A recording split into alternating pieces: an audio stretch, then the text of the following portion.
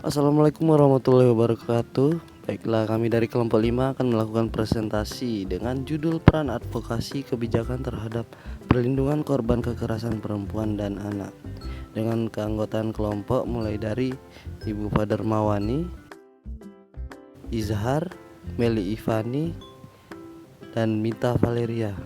Langsung saja, berikut adalah presentasi dari kelompok kami.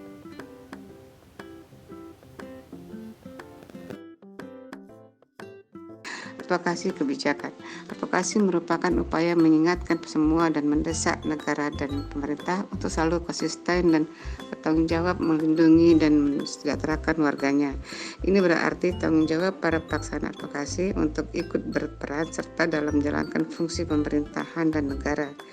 Advokasi juga dapat diartikan sebagai suatu keharusan untuk terjadinya perubahan sosial atau gerakan sosial secara bertahap melalui pengembangan kebijakan publik. Secara umum, proses advokasi yang dilakukan berada di keseluruhan proses kebijakan melalui aging, perumusan kebijakan, implementasi kebijakan dan monitoring serta evaluasi kebijakan. Demikianlah selanjutnya saya serahkan kepada teman saya.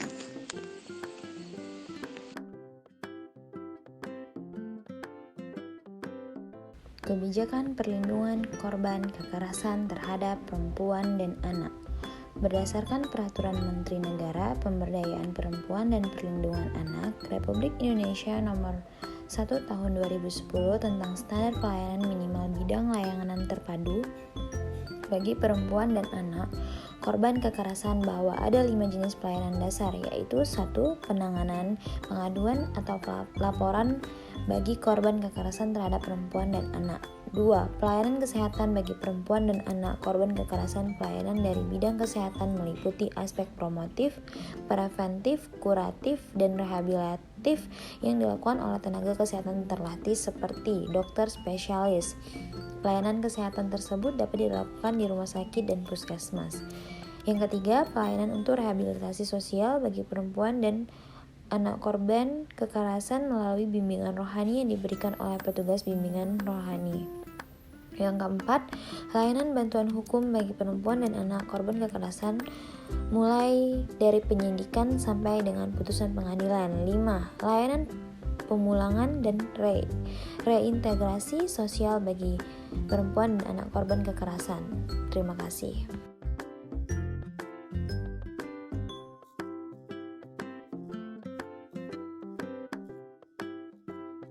Kemudian dalam Peraturan Menteri Pemberdayaan Perempuan dan Perlindungan Anak Nomor 1 Tahun 2017 tentang tata kelola unit pelaksana teknis perlindungan perempuan dan anak, bahwa petugas pelayanan tersebut bertugas memberikan layanan pengaduan, konsultasi, kesehatan, rehabilitasi sosial, bimbingan rohani, penegakan hukum, layanan penjangkauan, pemulangan dan reintegrasi sosial, layanan sementara dan pemberdayaan terhadap perempuan.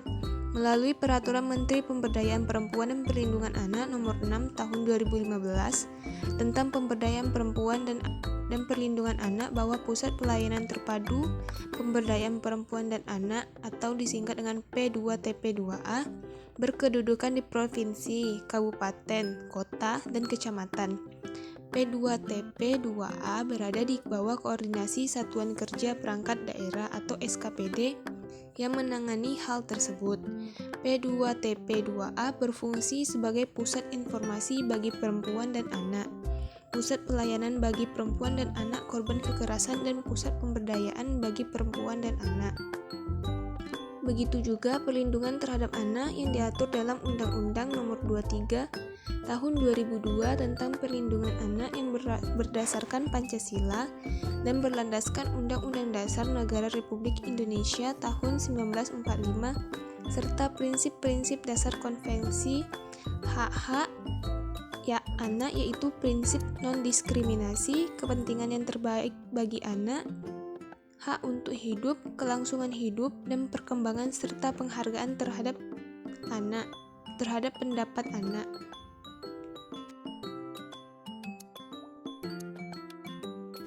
Tiga, fungsi advokasi perlindungan korban kekerasan terhadap perempuan dan anak. Mengacu pada Peraturan Menteri Pemberdayaan Perempuan dan Perlindungan Anak Nomor 4 Tahun 2018 Pasal 1. Yang dimaksud UPTD PPA adalah unit pelaksana teknis daerah yang dibentuk pemerintah daerah dalam memberikan layanan bagi perempuan dan anak yang mengalami kekerasan, diskriminasi, perlindungan khusus dan masalah lainnya. Fungsi UPTD PPA adalah menyelenggarakan layanan 1.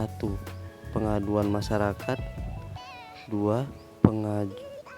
Penjangkauan korban 3. Pengelolaan kasus 4. Penampungan sementara 5. Mediasi dan 6. Pendampingan korban yang terdiri dari kesehatan, bantuan hukum seperti pengupayaan diversi atau upaya hukum, layanan pemulihan atau psikologi.